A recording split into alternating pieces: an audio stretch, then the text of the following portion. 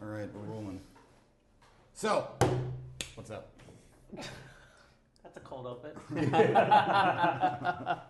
What is up? Sure is. End of the year? Yes, Yeah. 2025.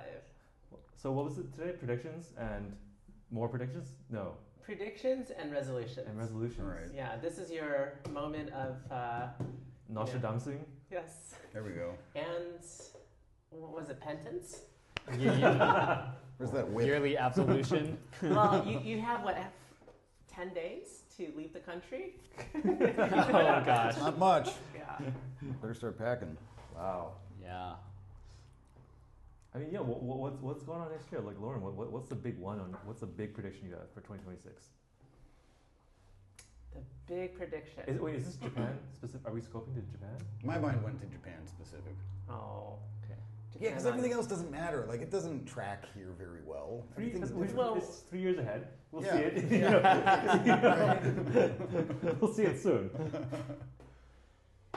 So, according to the internets and according to my own personal LLMs, I think next year you're going to have a lot more push for, I think, clarity on all the investments we've been starting to make across AI and technology. So these last several years, we've just been doing a bunch of testing, if you will, and shit's gonna get real. I think you mentioned it some time ago. Our fellow northern neighbors in Korea, they're coming across a massive cliff, Mm-hmm. right? Investment cycles are kind of come to an head. I think Japan is also the same way too, Yes. in a very Yeah. real way. Yeah. So just looking at some of these macro factors, I think we're going to see a continuation of, whether we like it or not, a forced clarity on what we're doing, where we're spending the money, and what are we going to do. What do you think that's going to look like? Is that like a use case thing? Is that like a piece of tech like that we've created here in Japan, or like? So I think how that manifests this way is probably through several things. One, there's going to be a reduction in the bunch of POCs we're exploring. So in the past, we've been deploying a whole bunch of various investments, and that all takes time and money, right? And so there's going to be a few winners and starting to be a lot of losers. And the ones who win, especially in Japan, are going to be the ones who can navigate all the enterprise hurdles. So, like, in terms of like time frame, like this feels pretty fast for this kind of like boom and crunch, right? It does, yeah. I mean, like. So what I'm saying is, it's fast because it's externally driven. Yeah. So I have clients, let's just say clients, that are forced by global factors, and they are being mandated to, say, 10x their revenue, but they're still moving in the same corporate mentality of, we'll spend 2 quarters to research this, another quarter to namawashi this, and then we'll kind of figure something out in Q4. They haven't said it out loud, but that's where it's going to go. So do you think this is going to like net like cripple or benefit the sort of exploration of like innovative and disruptive uses of AI? Because it feels like if it is so externally driven, right? Before people really get to something, like a tangible product use case fit thing, it's just like shot in the leg. It's like, hey, we got to pick one thing now. It's hard to say. There's so much politics happening right now. Right. I mean, I've been feeling it even within a giant Japanese corporation, and we've gone through massive shocks on that front. But I think the 3 letters ROI is coming to ring very, very true. Yeah. The sense I have is like 2026 does feel very much like some sort of turning point from like the last couple of years. It's like, a lot of the capital that's been deployed over the last couple of years was all raised in like in 2021, 2022. I think in most venture markets around the world where there's like 0% interest rates, right? And and like a lot of excitement around like DX, like digital transformation and all this other stuff, and that flowed directly into AI in the intervening years. And I think everybody was like, spending the last couple of years honestly kind of recovering from COVID. For me personally, at least, I will say like this feels like the first genuine like post-COVID year, right? And like there's like the post-COVID hangover of like 23, 24. And this feels like the first like normal-ish year. I mean, it's been anything but normal in a lot of ways, right? And next year it feels like there's like some sort of new narrative brewing of some sort in a lot of these places. Yeah, I'd buy that. I don't. It's still really nebulous, though. Sure. I don't think there's space for a narrative. I don't think that there's any kind of direction really taking place that, or it's what do you call that? Like it's like a zygote. Like it's still very much premature. Yeah, I feel like, I mean, at least locally, we haven't quite figured out what the next angle is. And the reason why I bring up like the capital raise in 2021 is that's like a lot of it has been deployed in the last 3 years. And so like, now the dry powder's gone, what's next? And I think statistically we've seen, I think just across the region, it's already happened in Southeast Asia where the amount of VC has collapsed by like 80%. Yeah. And like people there are like, oh, like is there something here? Is there not something here? Yeah, like the stalwart like ecosystem supporters and investors like still holding stuff up and like being like, we're trying to like get people through this and like find the next thing. I think that's gonna hit Japan like probably like next year. Weren't we talking about that in our chat just recently? I think it was this morning as well. I saw an article that also brought it up about like narrative or storytellers, was it? Yeah, yeah. Is like the next like big position to be in. Yep. Thing. So yeah, actually, now that we're talking about it directly, like there's something to be developed. I mean, just this whole discussion feels like the cart before the horse, right? Sure. Where it's like capital investments that's driving, whatever phase we're trying to go to next versus like the actual culture and people and that's the so true. And you can't create a product for a world that isn't ready for it yet, right? And it's like it's no matter how hard you try, it's not going to work. Yep. And I think that's been a conversation that a lot of people across the region in Asia have been talking about, which is like a lot of people have wanted venture and innovation and startups to be a thing here. And so like the governments of the region have gotten very involved in this. And in some cases become like significant LPs and VC funds, right? And because like, and then, there are some issues there where the question is like, can you force this to become a thing? I think for sure the government's been net positive in terms of like agenda setting and in terms of like legitimizing the existence of these startups and whatnot in these societies, right? I think at least in Japan, right, it's like much more normal to work at a startup compared to like 10, 15 years ago. In a lot of or it's like a part of the public consciousness, right? If you told someone, like if you use the word startup or a venture company, people actually know what you're talking about now. Yes. Whereas 10 years ago, they're like, I don't know what that is.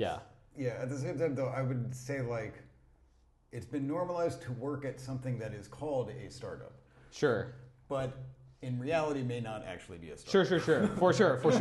Right, and I think we're all kind of navigating that right now collectively around the semantics. I mean, I am personally a believer that, like, venture and startups in different countries are, like, discretely different asset classes compared to how they're popularly understood in the U.S. Right? Yeah, almost like everything about the companies are different, other than the fact that they like make software. Purportedly. Yeah, purportedly, right? In a lot of cases. I mean, that's a really interesting question or proposition, right? Because I think it's a different asset class, but also the sort of the theory of change is also different, right? Yes. Like so much of what we talk about here, it's so like institutional heavy, or corporate heavy, right? And if in the U.S. it's like, if you think, okay, who's going to drive change? A big corp? It's like no, right? No, of course not. Right? Yeah. Right. And why is the theory of change here that it's like it's going to change from the center, not the edge? Yes. Yes. And it's like, is it because it doesn't work, or is it just because of that's the narrative that we have because that's where the structure of this third asset class. Sure. And it's that's something I always find like really weird or fascinating because you shared that program. Yeah. And it just whatever, right? This stuff that's sort of like for me feels very like World Bank adjacent, right? Mm-hmm. And you gather a bunch of change makers from the center of an institution. Yep. And you kind of money, but it's okay, man. Like this, like traditionally, from my experience, these aren't change makers. Sure. You know, Like definitionally. Definitionally, it's a different kind of like status climbing, right? Right. Yeah. Yeah, I've been hanging out at a few of the bigger accelerators and whatnot, and just get this weird like fun house sort of feeling about it. And I mean, everybody's got their laptops open. A few people are coding, Sure. but most of what I just walk past is like, wait a minute, what are you? You're just using not to be stereotypical, but like there's a lot of Excel. Yeah. Sure. At these things, and so I just like I don't know what I'm looking at. Sure. Right? It's not to say that if your business is very heavily Excel, personally and professionally, I can't recommend that. But like if that's what you're gonna do, okay, whatever. That's what you're gonna do. Just call a spade a spade. Sure. Yeah. Kind of thing. So, I mean, part of this is also just, I think, to your point earlier, there's just been a lot of focus on where the money's at, which is large corp. Yep. Right, Japan Inc. Mm-hmm. And I do think there has been an underservicing towards the lower mid markets. There, you do have like the frees, the money forwards, but it's relatively limited. Yeah. Sure. I mean, if the classic diffusion of innovation thing, right? Mm-hmm. Where it's like, okay, where you want to place your bets are things where the companies where the market isn't really there for them yet, but you see it coming, right? And things don't really make sense, right? They're kind of like long tail, the edge of that stuff, right? But like who? I guess no one's really taking those bets in Japan, right? Not yet. Not yet. I mean, I think that's why we're here. Right. Hopefully, trying to find these arbitrage opportunities, whether it's in food and beverage, entertainment, whatever, right? Well, I mean, there's one major org that I'm working with in a manner of speaking that even this morning I've been pitching them for the last few months, but finally coming over to basically completely non-traditional. I mean, they're going after big Tokyo companies like any other tech company does, and they're a major actor, and finally they're starting to and it's not like they have to throw out their current model. It's just adding to it of, wow, you go after those whales, keep doing that, that's cool. Yeah. But here's this fucking easy win over here that's just like passive income kind of shit. Like paint sauce. Like paint sauce. I feel that there's two things here that I feel like sort of should connect that if they did would really, I feel like, accelerate things. One are going after these easy wins, but two, in terms of like we were talking about storytelling earlier, like being able to have like this larger narrative of like what the hell we're doing, that more than just making money. Because everything's just about making. Because I feel a lot of narrative about the Japanese unicorns is how to be a unicorn, right? Whatever, just have enough of a critical mass. Critical mass, but money can't create a unicorn, right? You need like more. You need like a mission. Like, what are you trying to achieve? That's like world changing. So you need the why. You need the why to get people together and like why are you trying to push this into the world, right? Are you actually defending the need for a narrative? Because I understand it's outdated. We take it for granted in the States, but you go to any corporate out there, and I swear to you, no one really has a clear definition of their narrative. Sure.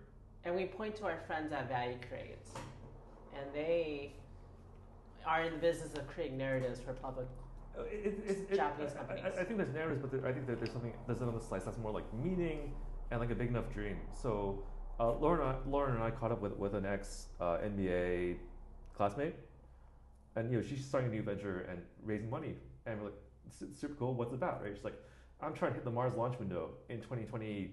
29, yeah. Oh. It's like, God damn, that's a big dream.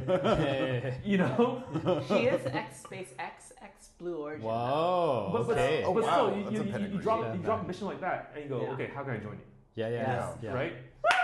But Go to Mars. Yes. like what can you do? Like what in Japan context? What's a big enough dream more than just make some money? I run across it all the time. It's fucking rural revitalization is the fucking thing that always pops up. Sure. That's the unicorn of Japan. Like the company that can do something at scale that positively affects Yeah. the rurality. So I would.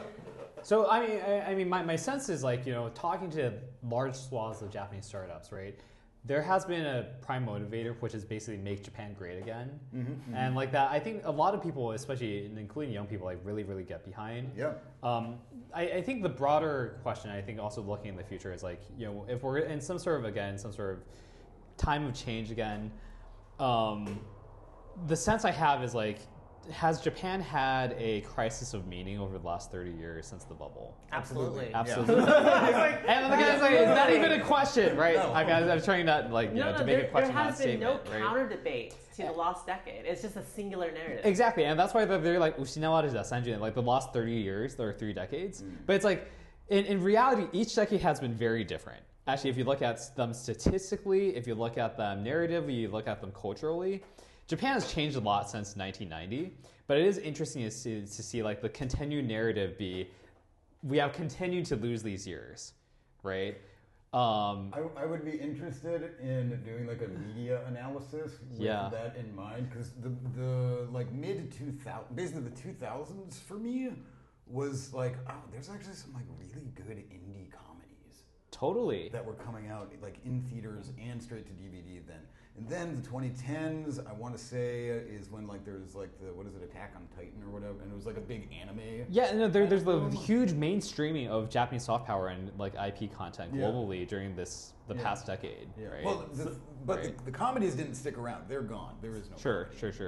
So like I just got back from Taipei and Bangkok, right? Sure. And like 2 things that really stuck out to me. One was like how youth friendly those 2 cities were. Mm-hmm. Like the cities, they were geared towards supporting young people in youth culture. Yeah. Right. Whereas Japan, because of the inverted pyramid thing, and everyone's seeing the money in it, everyone's chasing old people. Yeah. But no one's building stuff for young people, right? And because of that, it's like, where's the energy, right? Like we should be focusing on, even if it's a small group, that's what's going to be the future and what drives stuff, right? And the second bit was seeing how much better Bangkok. I was at Art Book Fair. How much better like the rest of Asia is doing Japan. Mm-hmm. Yeah. So so much anime is produced in Indonesia, right? So I bet these Indonesian creative teams who are doing Japanese stuff way better than Japan, right?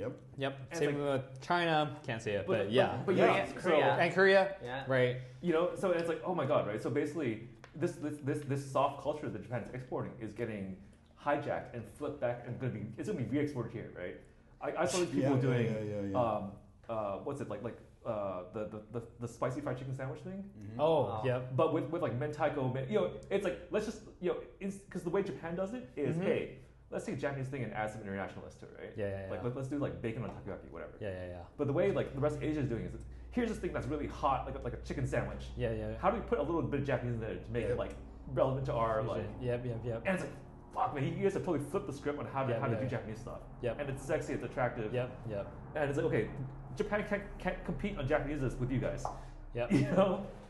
And it's like, okay, so like, and it's like these are like bitter pills that like I think there's very little of an audience domestically in Japan to hear that, but I think a lot of it is true, right? Like you look at some of the most fanatic fans of anime, and they're like Chinese. Yeah. And you look at some of the Chinese studios, and you look at these interviews, and most of them only take interviews in like Chinese, right? Right. And look them up on YouTube, and these people are like so like passionate and like so much into the craft and the details and all of the, and as a result, a lot of stuff that they create is actually like quite good as a result. Completely. Yeah. Completely. And I was just shocked. You go to Art Book Fair and you see this is like the kind of the edge of indie art culture creation, right? Yeah. And you see like I recognize all this stuff. I recognize the roots of it, and I can see like how commercially attractive this stuff is going to be, because it's everything that you love, but like more youth oriented, edgier, and like everything is just like it has like hot sauce on it, right? Yeah. It's giving everyone that extra bit. Yep. And it's like okay, like man, what's arguably it's like anime is the biggest winner, but that's not a new product. Right. It's not, but because it's not a new product, everyone understands it. It's like the grammar. Yeah, like the grammar. And the distribution is well understood, right? Yeah, for sure. The point I'm trying to get at is like, what's I think the answer is no, but like, what's the new thing from Japan that's being, or at least appropriated or like appreciated? So like externally. like Harajuku, I guess. Like Justin Bieber launched his brand here. Did you see this? All right. Over in Cat Street, you know that one building that used to be a secondhand store, Ragtag, that then became like a pop-up spot. But that's still like Jet Set Radio, though. Sure. Harajuku, that's 20 years old. But people are still leaning into it because that's what it represents. It represents youth. Yeah. But it's like the facsimile of the youth. In 2025 it totally is. Yeah, but I mean, the thing that I'm curious about is like, what's the new thing that's up and coming in Japan? What's that new narrative? It seems to be the experience of being in Japan. Yeah. Right. But what? Like last 5 that's years. still kind of nebulous. Although I think it's like peaking, right, in terms of like social media and youth culture hype around doing just trips to Japan. Because I think because of the huge tourism boom, it's completely saturating the content. That experience, right? And it's like I feel like you don't even have to come here and you're gonna get it. Yeah. Because you've been so like bombarded by like on Instagram and everything, right? Everybody has friends who. Yeah. It's like the joke is like everybody is either planning a trip to go to Japan, like in Japan right now, or coming back from one. I don't has a friend that unless you're just like really competitive with friends, or I just don't understand things. If I imagine myself as somebody who is not familiar with Japan, but also know the kind of hiccups that they're going to run into, why would you come here? As a tourist? Yeah. As a tourist? Yeah. Really? I see the shit that my parents do. I see the shit that happens to friends of just like, that seems like an existential crisis. It's just waiting to happen. What kind of crisis? Having to hitchhike because the tour guide that they hired didn't know how to get them back to the station. Okay, that sounds like they're poor, but... No, they hired a fucking tour guide who did not know how to get them back to the station. Wow. And so then these people, who I won't say exactly who they were, just took it into their arms. It was like, all right, you're not helping us, so let's start hitchhiking because it's getting dark. Sort of shit. I've hitchhiked too, but intentionally. Sure. Right? Just like so many accidents. And really like strange ones too. Sure. Not just like... But I argue most of the tourists are kind of confined to the major metro. True, and the anecdote that I've just given is off the beaten path. Yeah. Yes. So, okay. And so my parents survived going from here to Fukuoka by themselves. That's good. I do think the Tokyo, Osaka, Kyoto kind of route is getting saturated. I think for sure. I think the next 2-3 years people are going to be like, look for something else. As a Taiwanese person, it's probably similar to the Hong Kong people. So Hong Kong people skip Tokyo, largely skip Osaka because it's just another big city. Yeah. You've been there, so everyone's over in Fukuoka, Shikoku, and finding like the really niche places, right? Is there good dim sum there? There probably is. Oh shit.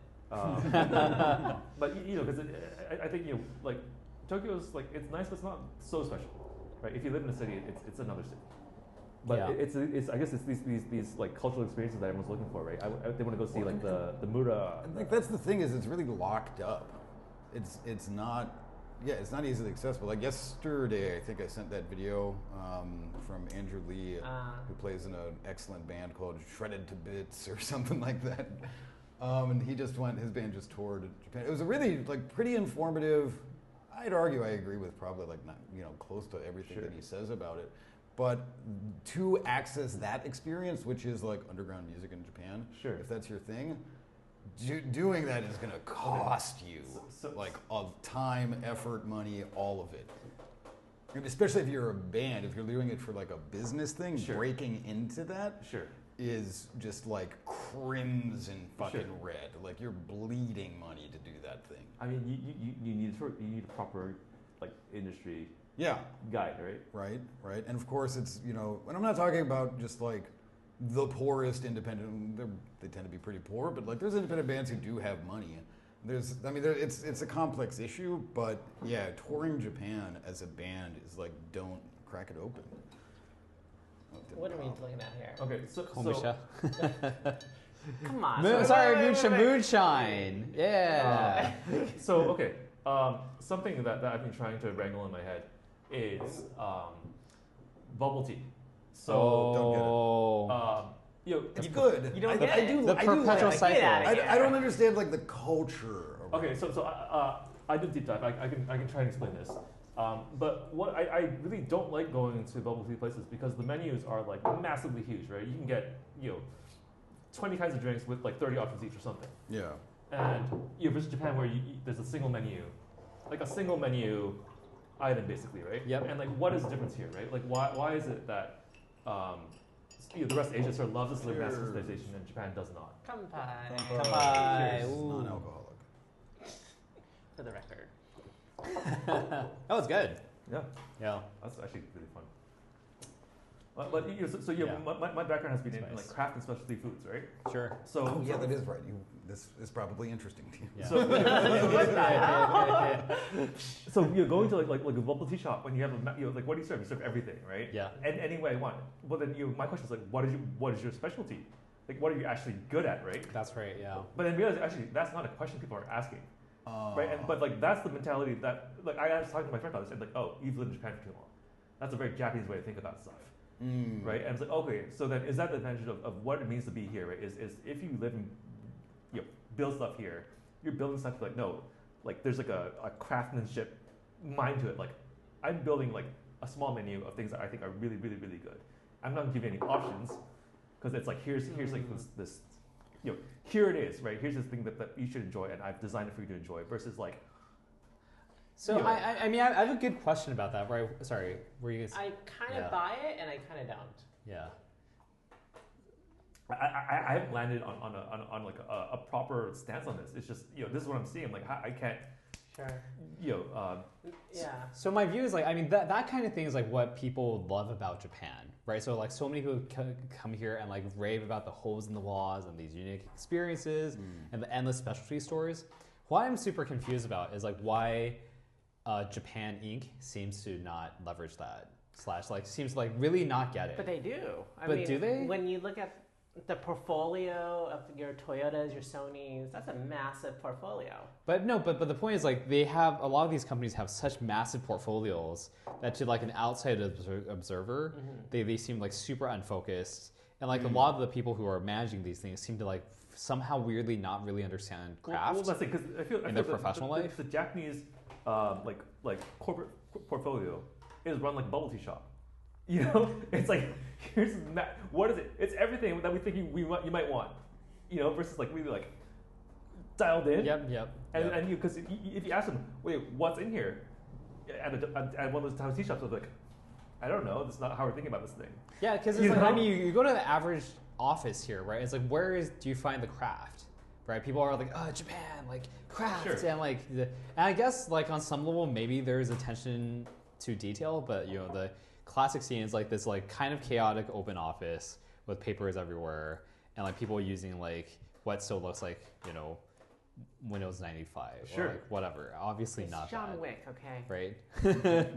And we're like, But I mean, so I think it exists in the creating niche, right? So in design, you'll find all the typography nerds here. Yeah. Like crafting each curve of like each letter, right? Yeah. I'm not familiar enough, but I'm surprised there's not like a specific like Tokyo-born version or Japanese-born version of like a code review.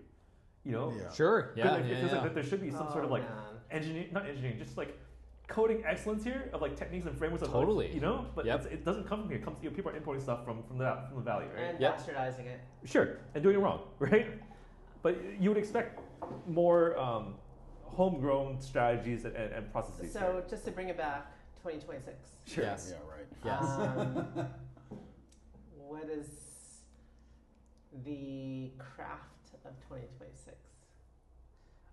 Look, for me, I what I'm seeing is small in-person events are coming back. I think, Ken, like you were saying, this is the first proper post-COVID year. And I think we're coming back to like meetups and events and community, especially driven by all this AI stuff. Because of so much AI slop, people are more incentivized and have a reason to meet in person now, as well as not post about it. So we're gonna see basically all of this stuff happen in real life and go kind of stealth. So I feel like we're gonna enter this zone that was kind of like early 2000s, like pre-Facebook. Yep. A lot of stuff happened, and unless you knew, you didn't know. Yeah. Is there a need for distribution? No. It works if this is like, let's just say Davos or, this is Allen and Company exclusive, but you have a bunch of reporters on the outside looking in. Everyone knows all the deals are happening in that room. Sure. But if you're just Schrodinger, does the cat exist? But that's the thing, you won't know until the deal gets made and goes public or something, right? And I feel like this is the kind of world we're moving to, especially in Tokyo, where because we have density, it's going to be much more small group lunches and like salons and that kind of stuff. And I feel like the Japan version of that box though is a really shitty one that's full of holes. So you're against Nobokais and Nijikais? Well, No, I mean, is it dead or alive? Like, I think you can actually tell. Right, Japan has made like a facsimile of a box, but it's not like really a box. Everybody just believes in the box, but there's not a box, sort of thing. Blasphemy. But the box will be made Those of are fantastic boxes. hinoki. It would slide open. It'd be perfect joinery. Hinoki. What a... Oh, Hinoki. That was beautiful. Yeah, It looks great on the outside. It's very light. So most wooden products in Japan use imported wood from Canada. Yep. And Get it made in China? Yeah. Basically, like. No, it's interesting. I mean, I agree with everything you said, right?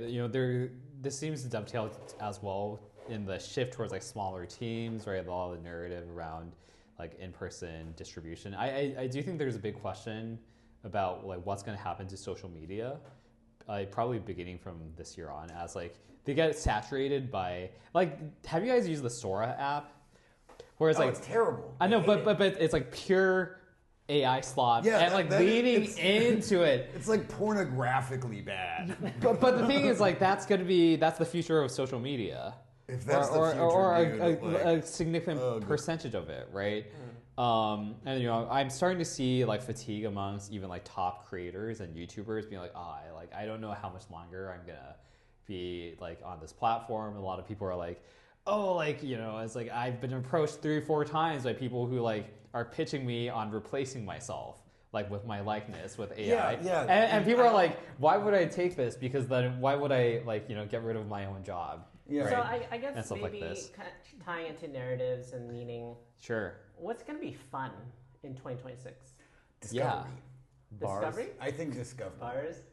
Craft brewery? No, because I feel like as the sort of medium changes, the need for this sort of dissemination of ideas still exists, right? Yes. Like that's what we're seeing. These let's do a talk at a bar type of thing, right? Where Yeah. because it's like people still want that LinkedIn article or Medium thing, but not on that format. Should we just start a university at a bar?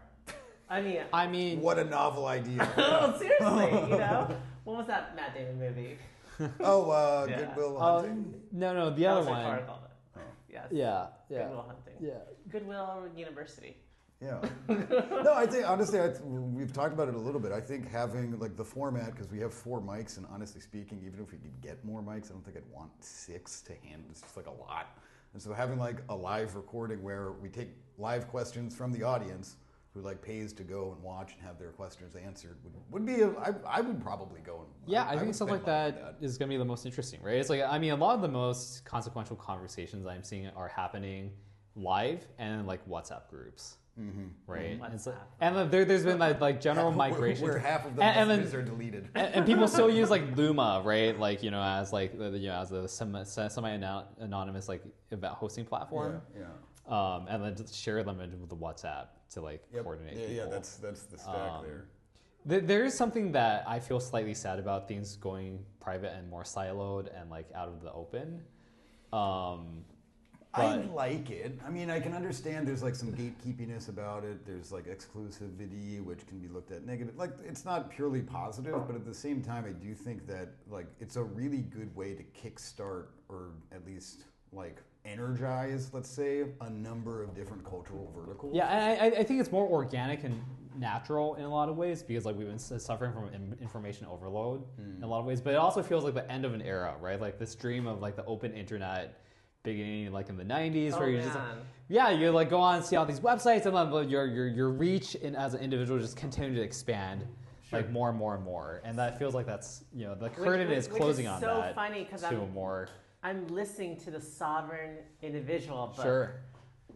and it's such a throwback to what the internet could have been, Sure. should have been. Would have Sure, been. but I think, but looking at that, like where's the opportunity, right? Mm-hmm. I think we're because of the internet, the whole thing like it's killed subculture, right? Sure. But we're gonna see a return of subcultures, and subcultures are like the gestation points for new ideas and Yes. different ways of living. So hopefully we're in this phase where we're gonna see a lot of new different kinds of ideas. Yes. So it's not a bad thing. By the way, I think this is like even on a personal basis, I Yes. think this is good for me myself, right? Like as somebody who's like spending way too much time on like the feed-based internet. Yeah.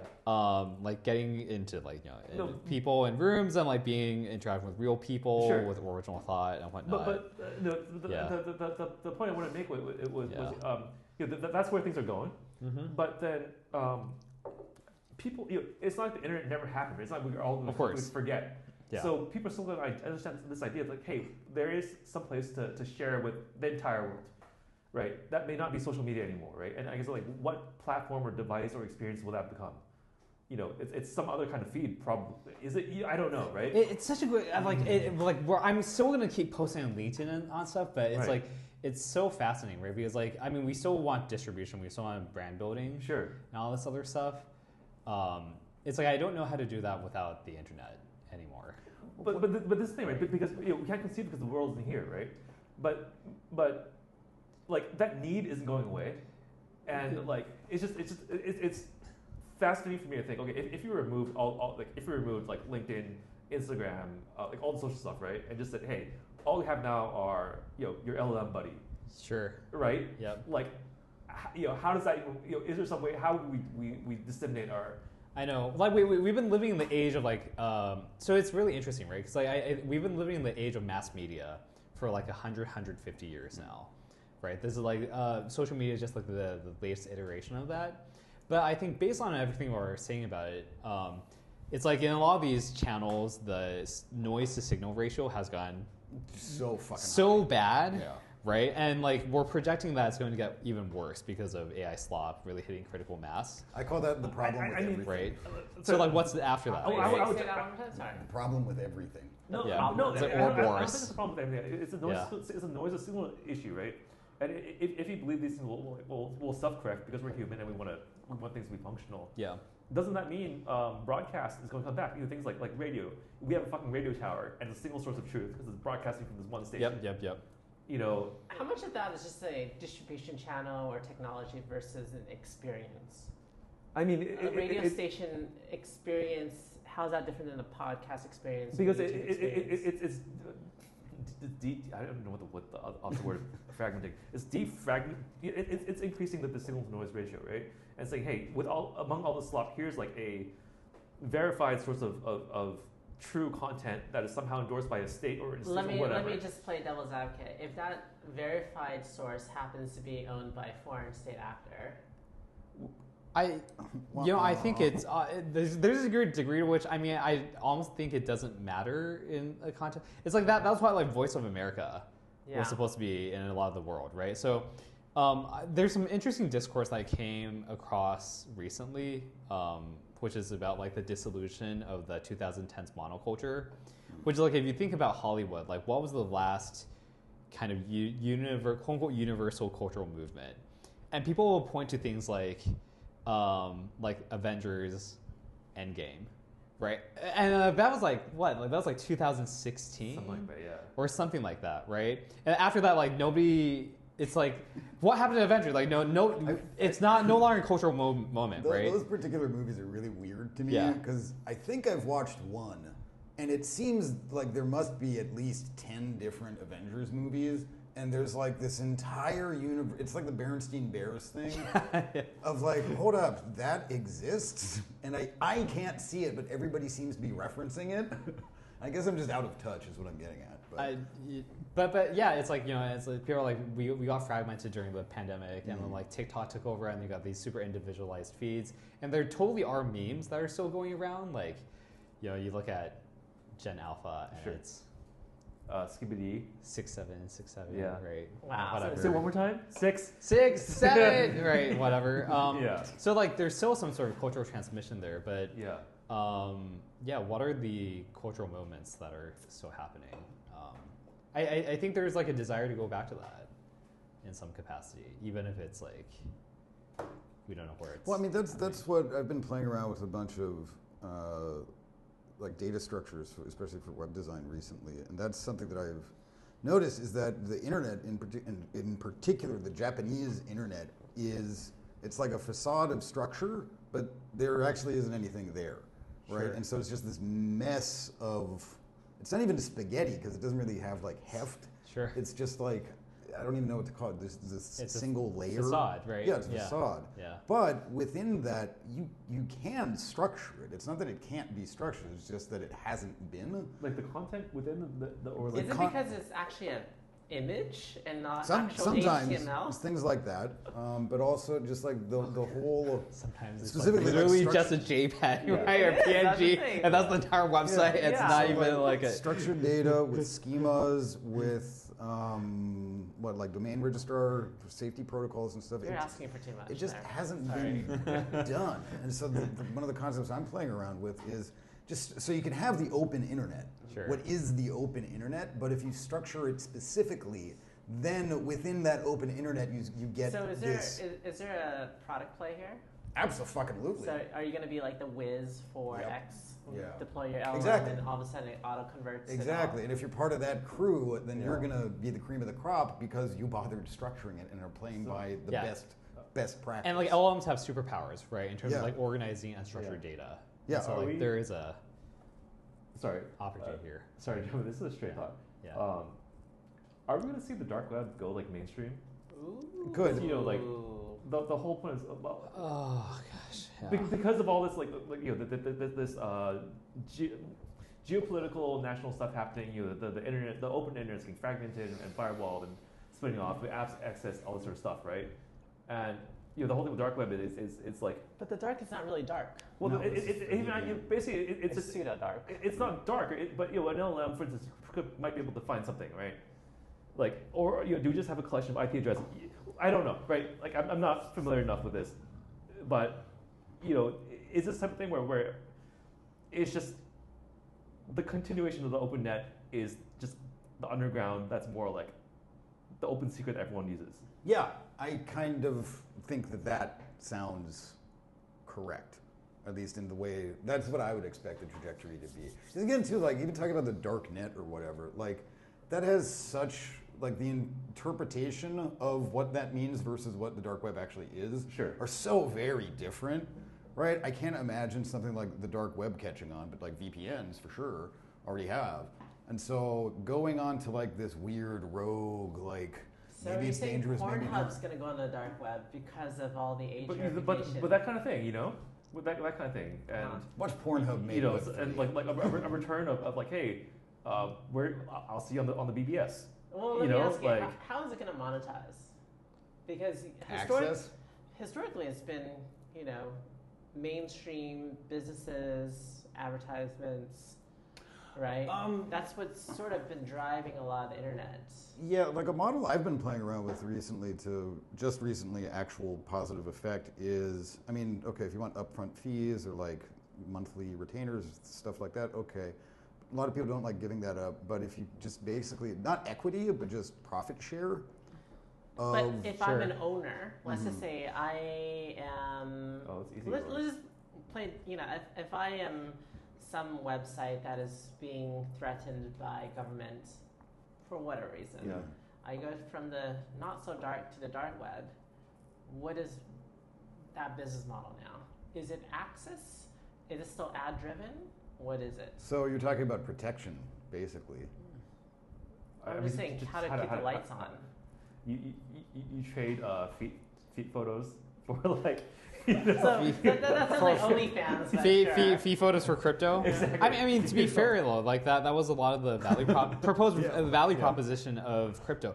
I mean, I think you're saying like, what are we adopting the dark web? I mean, it's like if you think about it, a lot of the stuff that was pretty rare like a decade ago has been gone pretty mainstream, right? So like, you know, Bitcoin, sure. Yep. household thing, right? And like VPNs, Yeah. household thing, all of these like privacy centric things. It's like I don't know, but it's so much of our experience of the internet feels like super mediated through these big walled garden platforms. It's like Sure. AOL ended up winning after all. Sure. Like, Sure. and like Yeah. now, but it's like, people are looking for something that's like a little bit different. For whatever reason, It's I've like been an AOL is I've been addictive. really curious. I don't see it happening, so this is Yeah. a prediction. But the like the value prop, at least from a privacy point of view, of like mesh networks as well as air gap networks, to me is like really interesting. Sure. Of basically like geotagged networks. I mean, okay. I mean, like to run along with it, it'd be super funny. Like, hey, we have our community meetup at this one bar. By the way, we have our server rack in the back. We host our own, you know, and we run like a couple kilometers of like, Cat 6 to another bar. And we just have our own like LAN network set up, which is super like. Does like, it require your own internet? It doesn't require your own infrastructure. I'm saying it'd be funny if it did, and if we end up in this like weird apocalyptic doomsday, infrastructure collapse proof. I mean, Starlink, sure, right? sure.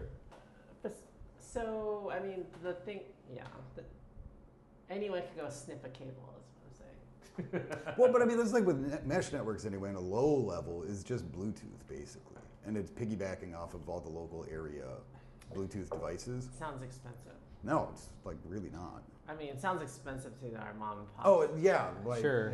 if you want to get these services, Yeah. it does cost it. But I mean, there's a lot of other interesting trends, right? Which is like the bear case for a lot of the big AI companies is basically that inference goes on device, Sure. and then everybody just runs these like small, really efficient open source models. I've met 3 or 4 that wants to pitch other companies private in AI on Yeah. a Jetson box. Yeah. And it's like, is that Is that MLM or LLM? it's like in the near term, obviously it makes sense to like use the best AI available. But I mean, if you project together like for like 10 years, well, just like your AI on your phone be able Sure. to do 99% of everything you need it to do. Well, I believe SLMs are a thing, Yeah. and it's going to be more of a thing. And Yes, so it's it going to is. we're going to move probably more towards the DeepSeek model, where you just have specialized. And I forget who talked about this. There was one event that was talking about. Actually, they were part of the Tokyo AI group a few weeks ago. And Samba Nova, they're in San Francisco. Mm-hmm. So they have this kind of like master agent, and they launch sub agents. And so all your sub agents are going to be using their own little specialty SLMs. Yeah. And I think that's probably going to be the case for most Sure. IoT devices. But I guess the question is, are they all under one platform, or are they all a bunch of separate? Probably could be interoperable, especially if you That- have that- MCPs, I mean, right? that's ideal. MCPs. That's ideal if Yeah. if there's that protocol, right? Like something in Bangkok that really freaked me out was how incredibly fractured the payment systems were. Oh, Oh. yeah. So yeah. every bank issues their own QR code, and Yeah. just trying to pay for something is like incredible. It's like, well, which of these like 20 payment things do you want to use, right? And it's really surprising that it hasn't consolidated into one thing. Mm-hmm. And it's like, okay, is this the future of like, for I guess Southeast Asia at least, what the tech scene is going to look like, right? Where it can somehow just support a multitude of a ton of small players, and people are okay with it. It's regulatory usually. Is it? Usually Or it takes some direct Oh. from the government to say, you're dead, you're alive. Well, Sure. Didn't Japan just pass a new some tech policy opening? What, it got rid of like most of what made the Apple Store like quality. I haven't read, but I saw a headline or something. But I think the U.S. sort of consumer tech environment in Japan are pretty similar, and they're not that many places, pretty streamlined. And then you go to even Taipei and Bangkok, it's wild, right? It's chaos. Yeah. And To be fair, I feel like even Japan has like way too many payment methods. Oh, for sure. Right? Yeah, It's like 50. But one thing that was really interesting about growing up in Taiwan, basically there's one thing where there are way too many TV stations than the population can justify, and there are also way too many banks. There are like 100. There are like hundreds of banks, and for a population of 23 people, right? But they like struggle to make that happen. I think that I've consistently seen that happen like across a lot of Asia for some reason. It's like you go to the U.S., right? It's like there are obviously a lot of banks and whatnot, but like payment methods, you got like what, like I don't know.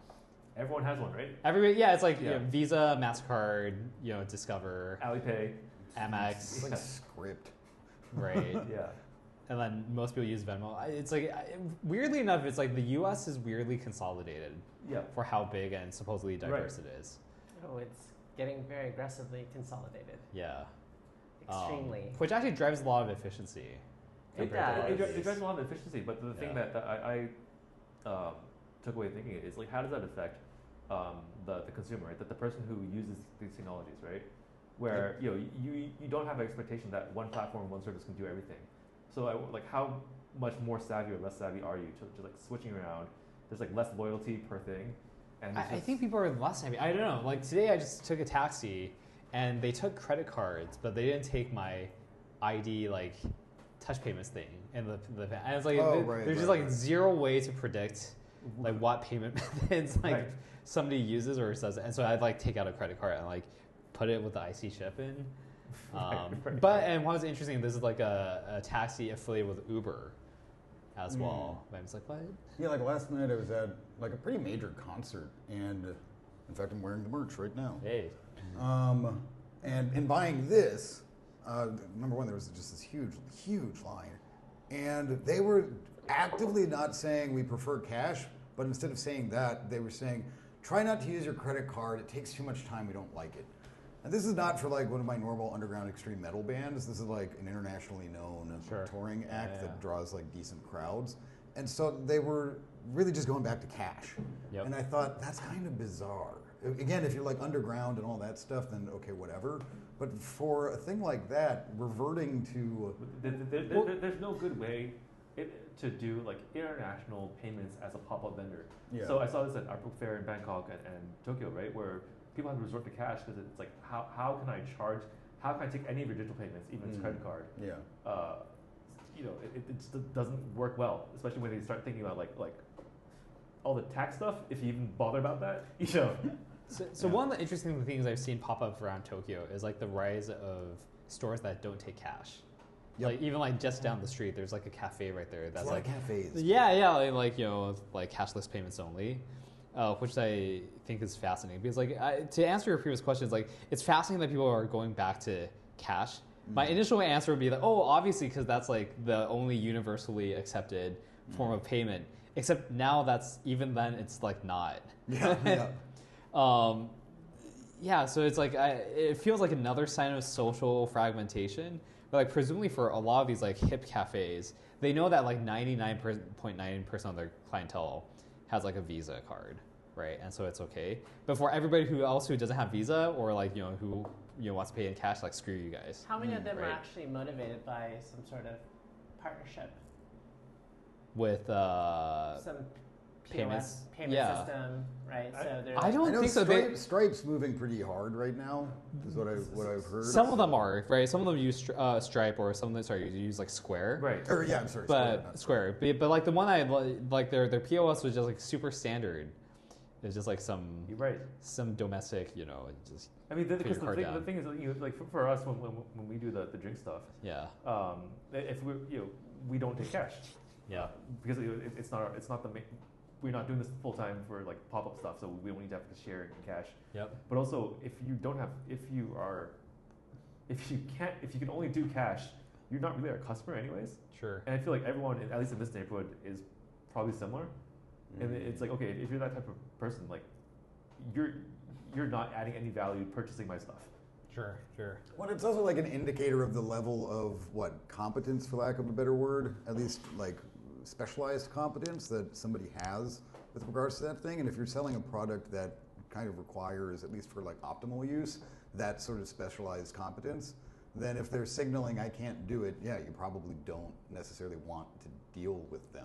It's like a lot more effort to get the same amount of money. Sure. Well, the other thing is, it's a lot of effort to get the same amount of money, and it's like they're so marginal. It doesn't hurt to lose this person. Yeah. Right. And even old people have like smartphones here, right? Yeah. And they're able to do like the Suica touch thing. Sure. So it's like, okay, if you're really not part of that segment, like this is the product for you, you know. Sure. And that's fine because like I can't service. I'm not here to service everyone. So can we call like 2026 and onwards like the era of the private commons? I kind of like that, yeah. Right. It's like we have the era like the public commons, but the public commons has become like so inhospitable, like in a lot of places, including on the internet. It's just like every time I go on the public commons internet, as demonstrated through like as represented through Twitter, Instagram, like whatever I usually YouTube I usually end up in. I feel worse more often than I feel good. And then when I engage in like some private comments or some sort of like private gathering, I usually feel better. I need to delete more your whole often. following, your whole list. Well, I mean, mostly I feel bad when I read Twitter and I read Threads.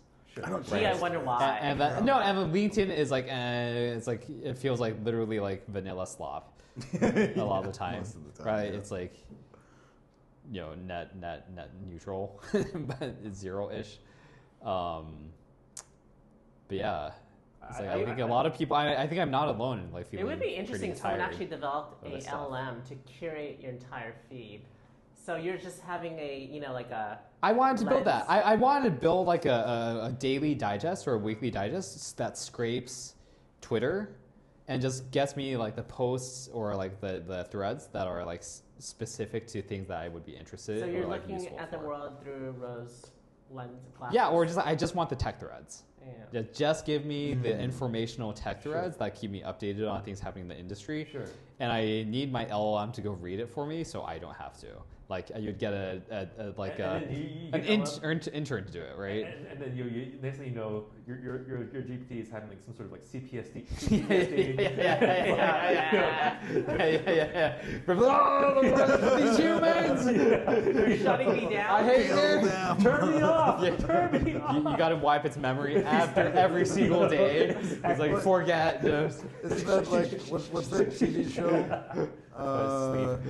Isn't there a TV show about like a bunch of people who do a job that they absolutely hate so much that they have to get their memory wiped like every night?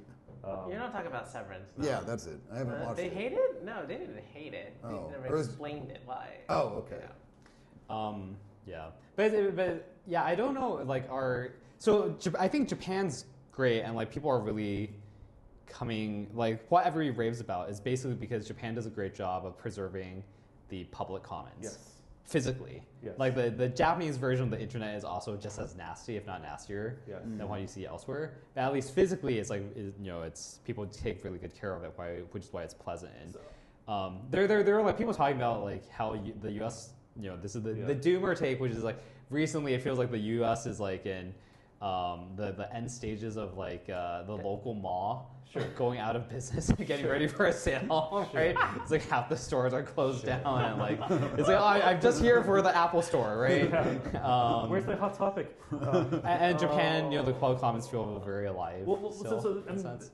I had a huge conversation about this, about what the effect of these live translation apps are going to do. Sure. Because the reason the commons are still intact is because it's so inaccessible unless you speak Japanese. Yeah. And if you speak enough Japanese, you understand the sort of the manners. Yeah. You need to operate, right? And that sort of helps keep the space. Sure. But once you get a bunch of people who if we can all freely communicate, Yeah. but without the cultural aspect, it just tears all this down, right? There was a great Yeah. anecdote.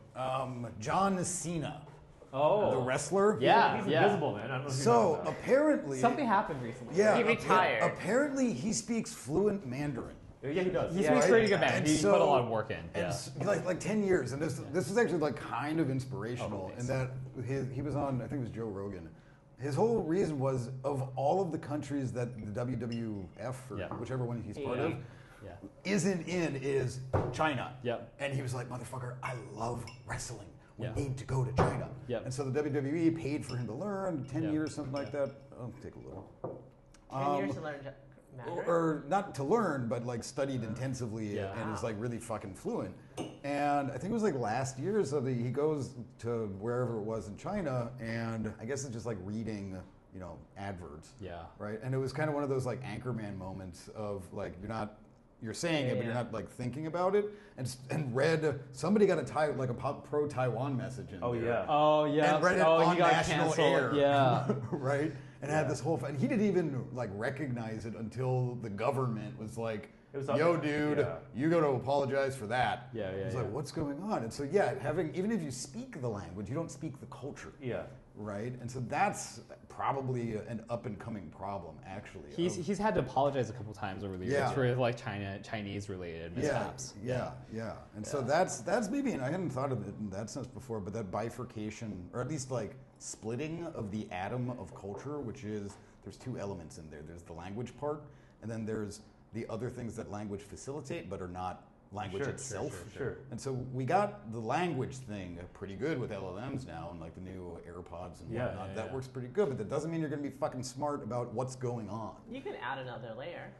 Yeah, I would. It's like hardwired into your Like the prefrontal that cortex. I mean, is that like the Cluely value proposition? You wear glasses that like lead you through every single interaction in an I don't see appropriate why way. that's not possible.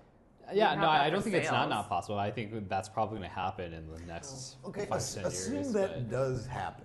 yeah. What do you become? You're Because an Because agent of agent. you're The not median. making any critical decisions, at least in like the public sphere. Well, I already do that.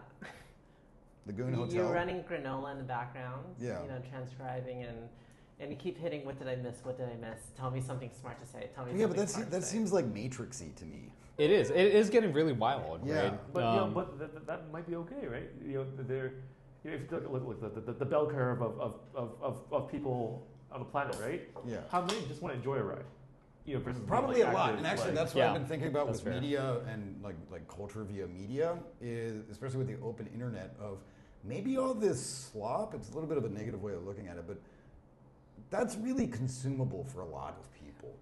And maybe if they maybe not go away, then you kind of split the atom of like, okay, here's the people who actually consume slop, and because they do that, honestly, they're probably just not very interesting and don't really have all that much to say. But it's the like people who get past it, now you've got a nice chunk of really interesting is that people. not like exactly the plot of The Matrix? Sure. slash like Yeah. slash like Brave Yeah. New World? Yeah, it Like is. Soma, right? It's like just inject that in my Yeah. veins, right?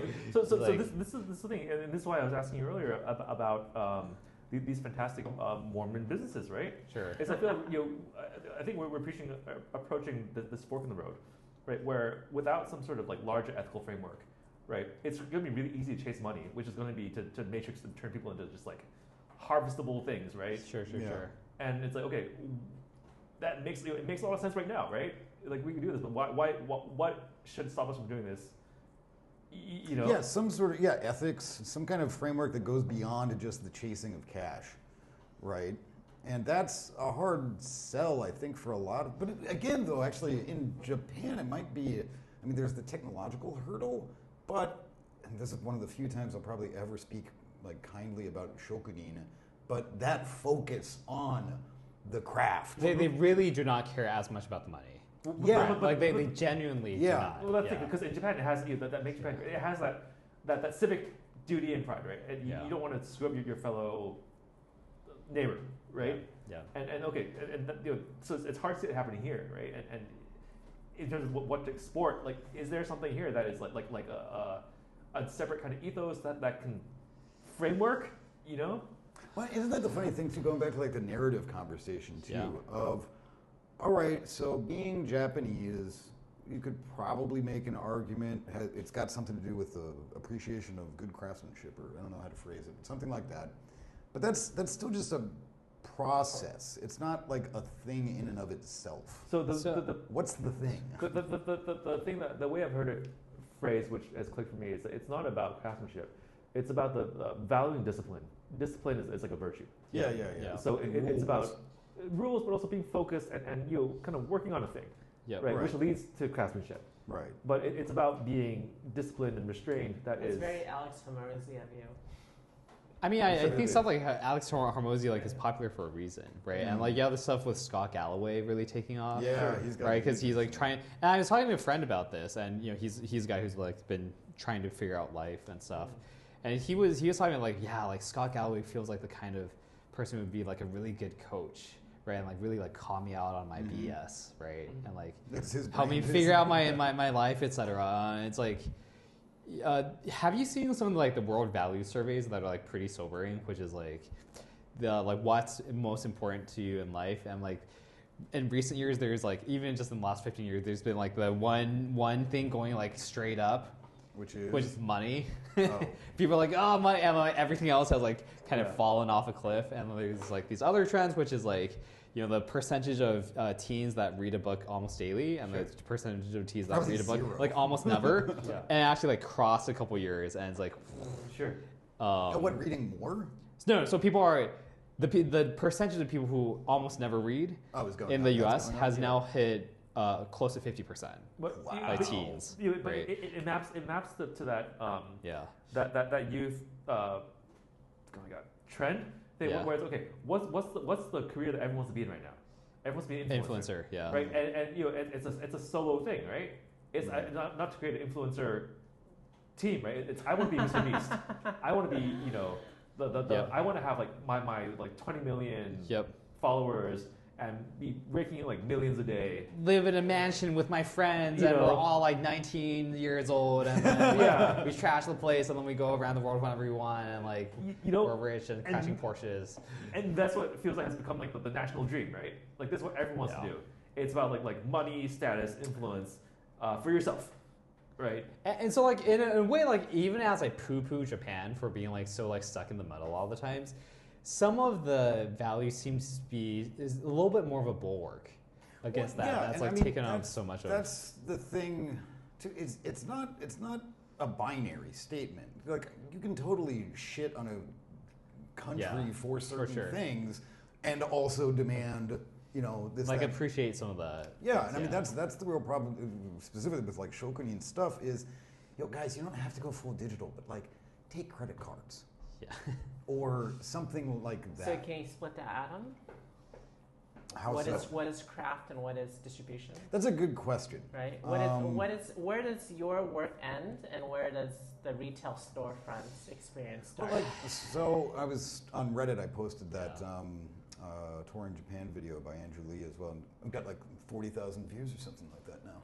Click below. And there's a good conversation happening. And this one statement came out by a user. I'm paraphrasing it, but basically he said like, dude, if you're a musician and if you're trying to make money as a musician, like you need to stop now. Yeah.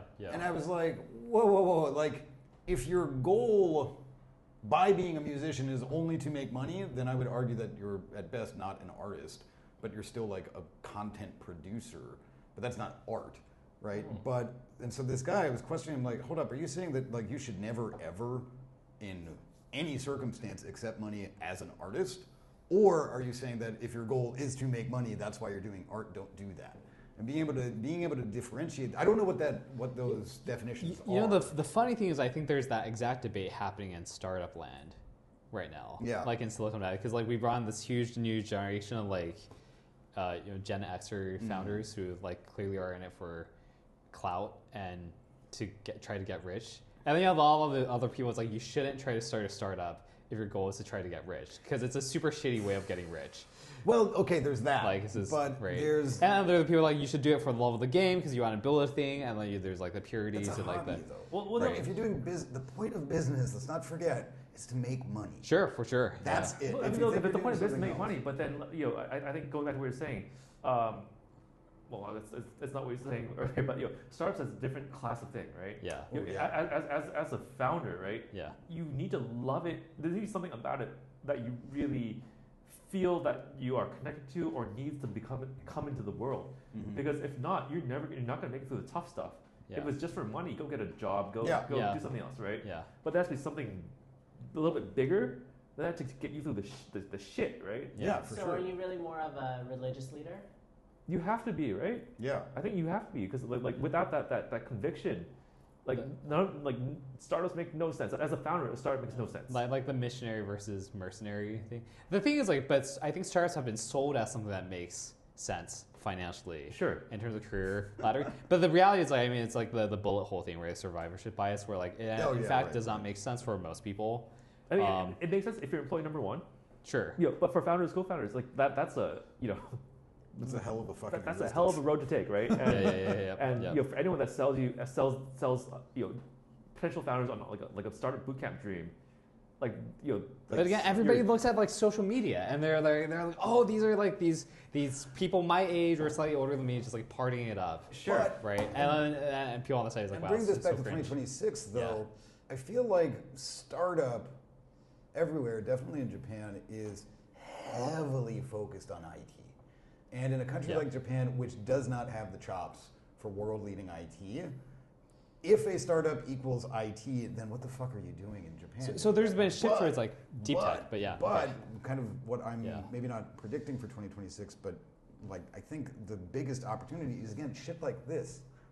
Is it the sexiest new Google 2.0 kind of thing? No, but super low cost, easy production, outsource most of it, make a decent buck. And it's a cool product, right? Well, liquid death. Bingo.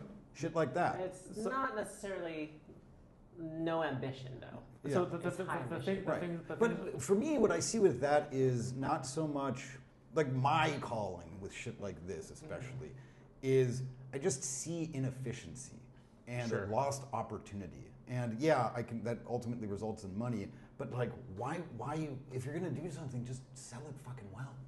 Sure. You know? Yeah. Like if you're gonna bother going through the effort, then make sure that it works. So is 2026 the year where VC starts dying? Because I think that's actually a big driver of this like IT fixation Oh, for sure. like the equation of entrepreneurship with raising money and like these big rounds and then Is that what you want to tell Jetro? well, hey, no comment. I am also in this industry, right? And like, but I think there are starting to be more voices that are like urging caution and like a little more of a kind of thoughtful approach. And like a holistic. Yeah, and they're approach. folks in like Southeast Asia that talk about this because they just had their like sobering crunch, like bust. So like I am farther away from the industry than you guys, but what it looks like to me is it's not that VCs are going away. It's harder to justify the salary of anyone on that team. I feel like the money still needs to be there. Could you replace it with some sort of agent GPT thing? There are people trying, right? Yeah. It's not that the model doesn't work. It's like it's not worth it for me to pay you for this and for you to come in and Money expect managers. And something that I've seen recently and had a few conversations over the past week about is specifically like, yes, that is totally true, but there's like a human element to it, and they don't want to fire their people, even though by every measure of success, they're falling far short of it, but they like the person. Yeah, and want them to have a job. Yes, and like the LPs are even further away from tech than like the GPs of funds, right? Which is why they're like, okay, these people kind of know what they're. But like, no, you're right. I think we're starting to see people trying to do this. So have you heard of Boardly? Boardly AI is like this AI agent thing that like makes curated intros for people, like interestingly like through email. So it has like this huge database of everybody, putting your info, and looks you up online. BOARDLY. And then it makes like targeted intros based on what you're interested in. And so they've started like matchmaking founders and investors directly. Sure. And they've, as a part of this, the founder, no comment on whether or not it's necessarily a good idea or not. I don't know if it's that one, but it's I'll forward you the email. they started raising their own fund. Sure. Yeah, to like just directly deploy money into some of these startups. Yeah. I mean, because I'm gonna sound like a total idiot here because like this is not my field, but like 2 and 20 is like the classic sort of deal, Yep. right? Yep. Like, do we see that changing with all this stuff, right? No. Well, no. It's like the best VC funds are really good at telling the story, and are turning into something else. They're like capital aggregators, like your Andreessens. I mean, Lightspeed just raised like $9 billion, right? And they're doing stuff other than traditional VC. But it's like because like the capital needs to go somewhere to like try to find some sort of return. And so like my understanding is like a lot of these capital allocators are okay with coming up with like a lower return. Sure. And it's like, hey, they have the relationship, and it's like in the past nobody was ever fired for investing in McKinsey. Sure. And I think that's going to go on for like another decade, right? Is like nobody's gonna get fired for putting money into Andreessen or Sequoia. As long as we don't have to market. Yes, But they have to though. yes, but like market manipulation basically has become so powerful through also a lot of these VCs and whatnot are becoming the best storytellers Right. for capital in the space. Right. Like, have you ever heard of a KKR telling a good story compared to like Andreessen and YC and Sequoia? it's a different game. I think. What are the stories coming out of Japan, VC wise? I think we're bad at telling stories. Broadly speaking, it's by the way. What is Incubate saying? What is Geodesic? What about WI? I won't speak on their behalf. Sure. Right. I don't know if like some of the funds are necessarily saying. I don't know what they're telling their LPs, so I just won't comment. I will say though, like in terms of interesting stories, coming back to the idea of like what's Japan's story after this like last 30 years. Yeah. I do watch like Japanese YouTube sometimes. Have you heard of President? It's like the business publication. Oh yeah. Yeah, it's like kind of. I think it's like greasy a little bit. Yeah, it's like slightly stiff, Yeah. right, and whatnot. But they actually have like a decent talk show on YouTube. And one of the recent ones was actually trying to figure out like what Japan's narrative should be. Oh, really? And one was like, yeah, it was actually quite thoughtful. And it was like kind of turn it's like look, if you look at Japanese history, you can actually interpret it through a completely different lens, which is like Japan's been very good throughout the ages of like taking things in from outside, absorbing all these things, and then refining them and turning them into like a part of itself and like sources of national strength and all this other stuff. And like turn the same narrative on like immigration and all these other like more contemporary issues. And look to like the previous waves of like people coming in from the outside and Japanese society being like so open-minded and all this other stuff and like turning it and so like for me it was actually a pretty good articulation of that particular a narrative that could work in a very Japanese sense told by Japanese people. Obviously, I think the unspoken part of the talk show is like, yeah, but nobody's going to tell this story publicly. This is really because there was a conversation we were having before. We were talking about sort of imperial or Japan, right? Yeah. How there's a very different idea of themselves and how the rest of Asia would fall under the Japanese imperial prosperity sphere, right? But, by the way, the talk show used that thing as the the hook. Sure. They actually were slightly edgy, and they were like using some of the rhetoric from like World War II. It's like, hey, like obviously Japan, fucked a lot of shit up. Sure. But like there was this narrative that they were building, which I've also looked in the pre-war narrative about like, hey, we should. They were the first ones to go to like the League of Nations and be like, hey, can we get rid of racial discrimination and whatnot? Like their actual behavior aside, there was this like narrative that was pushed. But the thing that underpins all that is a sort of it's a cultural confidence, right? Sure. And I feel like Japan has difficulty to have these open conversations about integrating new ideas because there's so much anxiety about losing itself right now.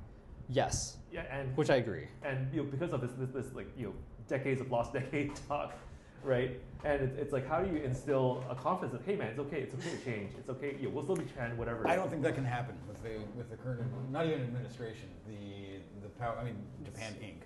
I think there's 700 years of history that describes exactly what, maybe not exactly, but it evolves over the years, but that can't happen with the leadership that like just historically. But man, you're a metal guy. Why are you trying to go from the center out, man? Go from edge in, right? Oh, for sure. It's, like that's the like. Yeah, I mean that's what I'm trying. But it's like an alternative center of power. But it's like Japan has plenty of data points that support this thesis, right? Which is like everybody's seen those YouTube clips of like some Japanese bluegrass band, or like some like Irish tap dancing crew that's like incredibly good, right? So this is an idea that's been bouncing around my head for a bit, which I'm glad we're on this topic. Yeah. So President Magazine is a good example, right? Yeah. And to achieve this sort of goal, right? Sure. Is there some way we can create a new kind of archetype and persona for people to hook onto? And that's the goal of this channel, by the way. But so I am proposing a kind of cosmopolitan Japanese person as an archetype, right? Yep. Who is this person? What are they doing, and how do they engage in the world as Japanese cosmopolitan? What are they eating? What are their foods like? How do they dress? Essentially, this is what Monocle Magazine does, right? Yep. So this is like Ametora 2.0. Basically, if we can construct a whole media, storytelling. If we construct the whole media around this thing, right? It's like then can people buy into this thing? And this is how if this is a cool idea, people watch. This is how you live, right? The whole way that Popeye works, all these magazines work, right? Brutus. No, it makes a lot of sense, right? So, by the way, there's an interesting question about like the depiction of Japan's interactions with the outside world, right? And if I think about it, there are like incredibly few pieces of media that depict like a Japanese person interacting with a international peer group as a peer. Right. Like even when it's like, oh, this is like a really internationally confident Japanese person. Yeah. They're like, in a suit and like shaking hands and doing like a business deal with, like Western business people and whatnot. Right. There's a part of it that still doesn't feel quite like they're integrated into the international scene, so to speak, right? That you see in like your Singapores. Well, that's kind of on both sides too. One is from the international perspective is Japan's doing this weird shit. So like you're not on the inside. We have to kind of keep you at arm's length. And then also Japan is kind of like, oh no, we want to keep you at arm's length. And so there's like there's some self-exoticization. Oh, for sure. But it's interesting. I don't remember exactly where, but recently there has been a couple of pieces of I think Japanese sci-fi. Sure. That like depict basically like a multi-ethnic. I read about Japan. this the other day. Yeah, I think I saw the same thing, right? Which is like you have, a Japanese person who's like, multi-ethnic background, normally interacting with other members of this like space station or like Mars base or something, that are like from different national backgrounds, and they're just like treating each other like normal people. I'm pretty sure this is Gundam.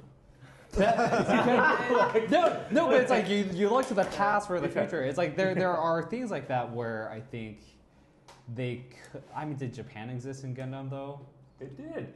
Which one? I'm thinking Wing, but no, but in Wing, the original Gundam, like the UC Gundam, like Japan was there. Japan did not get wiped out. So I think what's more common, is like the Code Geass, like sure. You depiction, which is this weird like relationship with the outside world and being oppressed, but like being better. Sure. Anyway. So if you guys have never seen the TV show Monarch. Did you just say Monarch? Monarch, sorry. Monarch. Come on. The one arch. Hey, I am English as a second language speaker. Not an excuse. Not an excuse. Is that an attempt to pull the Gaijin card? So they do explore this sort of Japanese-Caucasian relationship dynamic. Have you seen the I show? haven't seen it. Is it sexual? That's your first question. There are many people exploring that relationship. That dynamic. It's about Godzilla, okay? Oh, sure. Oh, About the butterfly. Yeah, butterfly. Yeah. Okay, Monarch. Mothra. Sure. Yeah. Mothra. Wait. Monarch is the agency. All right. Yeah. So. Okay. So you have this, Japanese American raised, and this sort of her finding that she has another family. Sure. Yeah. In Japan, and then against the backdrop of Godzilla. Okay. Kind of nuts. Wow. So. That's a curious setting. It is a very curious I like setting. that. Yeah. So we're talking about the Koreans, the South Koreans, the neighbors to the north who are actually on the south side. Whatever. And They're kind of. I think what's really helped them is the whole LA Korean community, right? Sure. Yeah. That's helped bring this idea of what a cosmopolitan Korean person could be, what they're exposed to, Totally. be super normalized, accepted, generally accepted as part of a cultural leader, right? Yep. And it'd be super. It doesn't really exist for Japan right now. No. It doesn't, right? Remember like Princess Mako? Yes. That went to New York and stuff? It was It's like kind of- lambasted. Like they got lambasted. Excommunicated, right? They could have been that. Right. They could have been like your Princess Diana's living up a New York life as Right. Japanese people as like a role model, but then Right. they got So explain it for the listeners. Yeah. So, I mean, I'm not the best person to talk about this, but because I don't know that much about it, right? But it's like a princess of the imperial family married a guy named Kei Komuro. Yeah, he was like a fund manager or something. Right? No, he was like a No, he was aspiring nothing. lawyer. Yeah. Okay. And then, he was going to law school at Fordham. But anyway, like, people lambasted him for, like, having a ponytail, from, like, coming from, like, a single parent household or, like, something weird like that. Yeah. And, like, all this stuff. And people, like, poo-pooed him, like, for, like, all this, like, stupid small things, right?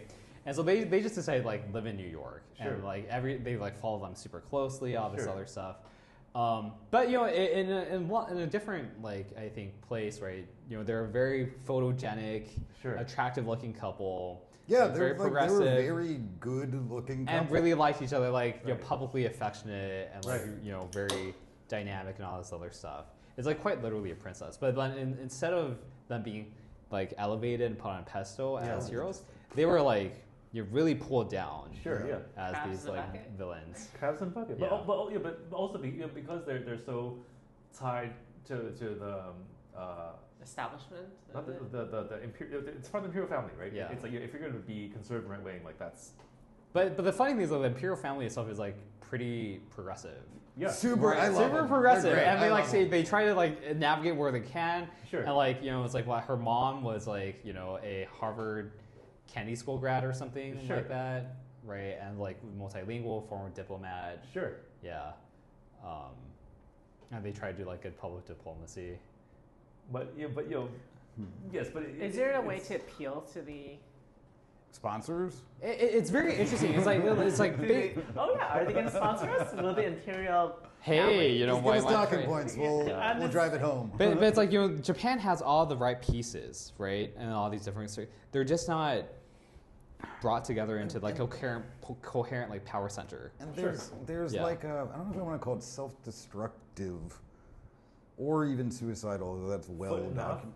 Yeah, like really hardcore of like like up to your ankle. Yeah, like success is a marker of failure or something like. And if somebody or a Oh. couple or an organization, unless it's the Zybots, and then they're allowed to do it, right? But if anybody else like stands up and kind of puffs their chest out like with pride of what they accomplished, Damn bucket. yeah, damn fucking bucket, right? I mean, Shohei Ohtani, though, like broadly hailed. Why? That he the is sports that is hero? because he's kind of a nobody. He's not, Yeah. as far as I know, he doesn't come from like, and he's from Sendai. He's Miyagi. He's Toho. Because he's kind of an underdog story, right? And that's why people like are. No, I mean he's been a star for a long time. My impression of him is he seems almost like personalityless. Sure. Like he doesn't buck any he loves he- he loves trends. I or feel like he's a- expectations. he loves his dog very much. Yeah, that's like the extent of it. Yeah. And his wife like you buys Zara Yeah. or something like that. What- Like that's about what's, it. What's the word that everybody describes It's like Epstein bulky. as? He's like a construct. Yeah. Oh, like not a real guy. Yeah, Yeah. Shohei, he does Shohei, feel like they a were construct. oh no, he loves his dog. Yeah. Go love it. He loves his dog. News, media, press. Yeah. Everybody needs to And know he was this like, now. Yeah. And here's his marriage. And here's this weird gambling thing that he didn't do, but maybe he Yeah, did. yeah. And all So you this think stuff. it's managed? Well, the thing, Yeah, It's super managed. Right. He's so good probably because he spends all his time training, right? And he doesn't probably have enough space in his life for the faculty to do all his other personalities. So Also, is he a useful idiot? I think so. He does kind of have that So, little bit I of mean, like is a it just low athlete? IQ smile. So I use Otani quite a bit as a reference point for how you can take someone from Japan, move them across the ocean, and boom, they're sort of free. Yeah. The other example I have is Yuki from Figma. If you guys use Oh yeah, Figma. yeah, Tsunoda? Yamashita, yeah. Huh? like Red Bull. So Not Red Bull, Yuki. Yamashita. Yeah. I keep forgetting his name. Yeah. Sorry. Sorry, Yuki. Kobe, Harvard, Google, Uber. Now the chief product officer of Figma. Oh, but not. He's relatively quiet. but- I like that. But I think the issue with these guys is they're not culture makers, right? They're not out. True. They're not doing like they're not like Lewis Hamilton for F1. Where he's not like they're not like Yeah. going to the Met Gala. They're not like showing up in like Not yet. editorials. But Well, Yuki's like a Silicon Valley guy, though. Yeah. He's like he has not involved himself, other than like out of personal interest, with Japan. He Right. could. He Is he could. American-born He could be Japanese? an LP. No, He- he's Kobe. Oh, he's but Korean? I think he's pretty He's like Americanized, acclimatized. right? Right. Like I I, mean, said, Google, Uber. For folks who go to like undergrad in the States and they stay there for like 10 years, you're Sure. Well, I mean, pretty American, right? Let's dive into like the weird side of art for a moment. Of like, I saw this movie called Pinocchio's. What is it? Like 967. I feel like Alvin, you might know this one. 6. And he's got like a Sorry, wait 6'7". And there was, I would say, there's definitely a period leading up to it, but probably from like 1985, definitely until late 90s, maybe like a 10-year period in which there was a lot of really transgressive art. Like very, honestly, most of it's not even very good, but it is slap in the face, look at me, stand out, unique, all of these fucking things. And there's none of that today. Is that going to be, what's for next year though? Well, I mean, I kind of feel that's where, called, version 2.0 or whatever, that's what, that maybe like went, in my opinion, a lot of it went just like way too far. Not like, oh, this is distasteful, but just like really. I mean, have you seen Yoko Ono's art? Oh, dude, she's garbage. She's so bad. I've seen her live, man. Really? Yeah. Right, but I think that's maybe like the punk rock of 2026 or in the coming years is, okay, don't go that far, but go a little bit further outside of Tokyo and do that stuff that we were talking about earlier in this conversation, which is like, okay, the big business, that's here, but like the interesting stuff and the discovery is where, because basically there's nothing new under the sun of Tokyo. So what's the resolution for 2026? Should we try to just curate all the super interesting, genuinely interesting things in Japan and like put it out there? Absolutely. I mean, it's called Like- a subscription box. Or that, but also just put on like a graphically interesting website. I think that'd be Oh, super yeah. cool. Like I think all if the we dots connect and stories. this whole universe, right? Yeah. Like from food, fashion to like companies, like there must be a through line here, right? Yeah. And package a lifestyle for someone essentially. Yep. Yeah. Like this is all the cool stuff and stuff that we think is actually transformative and important, and this is a life you could lead, right? Yep. Yeah, and I mean, the nice thing too is so much of it is untapped. Yes. No, I agree so much with that, right? Which is like, I mean, have you ever had the experience when you're talking to somebody from here and they're like, oh, Japan has nothing. Like, why are you even here, it's- right? You mean Or it's like- Japanese people? yeah, exactly. I mean, people from here, right? Like, no, and they're like, oh, they get really disappointed / really like, there's nothing here. For me, like, I mean, the purpose of doing this myself is like to show to myself that there is stuff. I don't mean like your typical like secret travel guide. You know, so there are people doing that, and a lot of them actually doing that quite well. But I mean like actually interesting products and from like a business concept angle, right? That has broader exportability. Well, yeah, and I think Japan's got, it's weird. There's like obviously a long-standing history of like tinkerer culture. Yeah. And not that much new stuff. Yes. And that's the weird thing is I feel like, especially with IT, especially with like VC, Yeah. kind of demands new things. Doesn't Yes. necessarily talk about like re-tinkering with other shit. And I'm just thinking of this now, so I definitely haven't fleshed it out. But like, again, like kombucha stuff. Dude, it's a land of green tea. Just make a different version of green tea. The product already exists. Oh, I still see people like abroad being like, oh, ceremonial matcha, like Yeah. ceremonial grade matcha. Yeah, right. I've Even heard like that some one. like hot Didn't nootropics company. Steven, what's his name, So we invest? put ceremonial grade But matcha. what does that even fucking mean? Yeah, no, it's totally meaningless. Like in And Japan, here it is right? as a latte. Here you go. Yeah, right. It's your fucking ceremony right here. But I mean, that's what I think is the discovery. So jumping on this, right? In Bangkok, bubble tea was not a big thing. Yeah. But coffee was a really big deal, right? Especially like customized coffees and the way people drink bubble tea. And the big trend was this thing called dirty coffee, right? Oh. And dirty coffee is basically like it's a ristretto. It's like a really heavy espresso shot over a heavy cream milk, right? All right. It looks super pretty because you see it drip down. People they did all sorts of different versions. They have one called Serial Killer, which is cereal milk. It's like bubble tea, just like coffee, right? Sure. And do you know where dirty coffee was invented? Ireland? Here. Berry Pond Espresso in Shimakazawa, like 10 years ago. Oh, really? It was like this guy's signature drink. this guy is an espresso nerd, right? You watch him on like coffee documentaries. He's like, espresso is like sex. He's like so deep. He's so dialed in. The And bottomless drip. right, but and basically this was like his idea. Like this is like the perfect expression of these kind of ideas, right? Yeah. And it never went anywhere in Japan.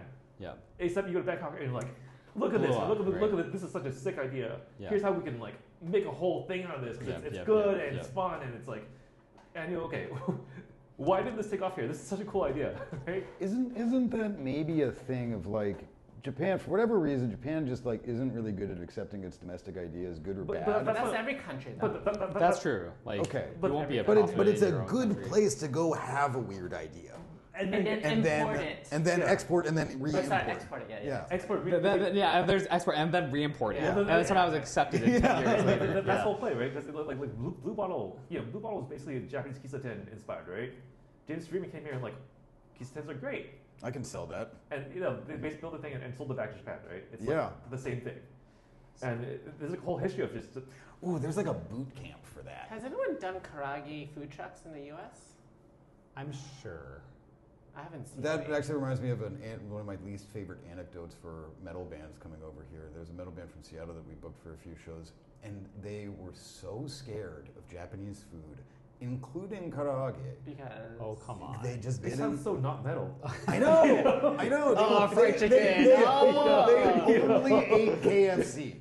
That was it. They Okay, I only hate ate those KFC. kinds of American. Get out of here. Get out of I have met them. have you I've not met your clients? It was a festival. I knew somebody once who like came to me and was like, Taiwan is terrible because they don't have McDonald's in the airport. Wow. I'm just like, That's a specific. yeah, like an American. It's like the most American. It's like, are you serious? Like, it's like we couldn't find McDonald's to eat in the airport. It's like, how about the other food? It's like that's like Well, but I mean, internationally that's a nice recognized. thing about Japan too, though. Of like, honestly, it is high culture, high context, and there's a bunch of weird food So too. there is the structure and stuff here, which gives it quality, right? But not the room to explore. Yeah. And outside Japan has room to explore, right? Right. And then I guess how do you build this flywheel? I'm telling you, it's all about exporting. Because Family Mart in Taipei was amazing. Sure. They had yeah. a whole fresh juice section. Sure. They- I they- actually they did pulled- not. Yeah. I did not like their onigiri. Okay, Taiwan. Yeah, I don't think it's as good as Japan. Okay. Yeah. I'm glad that I'm not. No offense. I No was just offense. gonna say, I loved it. I had a pulled pork floss onigiri. I think some of the other things that they carry are interesting and like concepts that should be brought back to Japan. Yeah. But like the baseline food quality, I think in Japan is better for like Oh, the, for sure. Okay, the so average bentos and the average. So, onigiris and stuff. my take on this is, if you go to Korean konbini, Yeah. they have all the ready-to-go kimbap and onigiris as well. Yep. It tastes like garbage, right? Okay, same thing in like Southeast Asia. I cannot eat the onigiris in like I'll- Singaporean I'll tell you 7-Elevens. why. They're so bad. I'll tell you why. Okay. It's a rice processing issue. Yep. Yes. I was- It's not the quality of the rice. In Japan, there's a way to treat the rice to be shelf stable Yep. and stay with the right hydration and texture.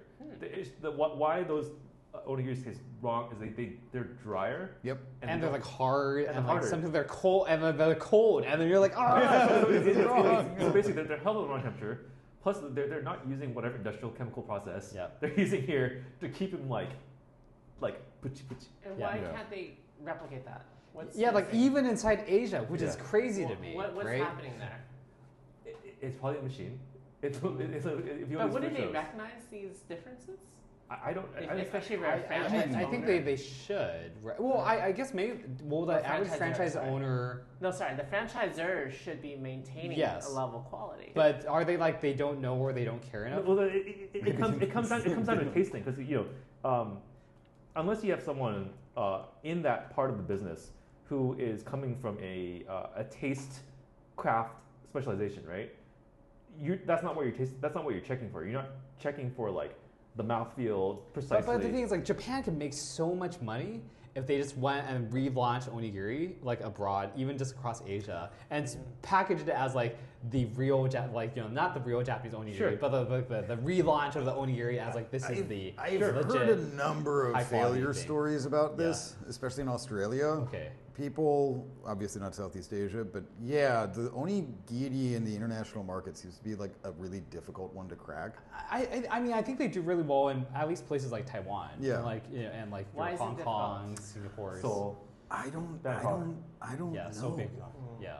I mean, what? Like, Japan's particularly proud of its rice culture. Yeah. That's not, as far as I know, that's like not as strong in other, especially like. Japan is very proud of their rice, which is why they're cutting down the number of like rice farms. Yeah, right. Isn't yeah. that What was it? typical? And people are Another eating contradiction. less. And they had to go as far as like import Taiwanese rice. Yeah, like right. last year. It's absurd. And they're like, oh, it's actually And about, Vietnamese, it's but actually, through China. Yeah, but they're like, oh, it's actually about as good if you Yeah. process it the same Yeah. way. Oh no! Yeah. Illusion of superiority Yeah. smashed, right? But Yeah, I don't know why it's hard to crack, but it's taken off enough in Taiwan anyway that like they're So only. the- I grew up eating onigiri for Yeah, so, decades, like- like in Taiwan. Do we have a recap right? for 2026? Oh, God. Recap? Yeah. For 25 or 2025 and 2026.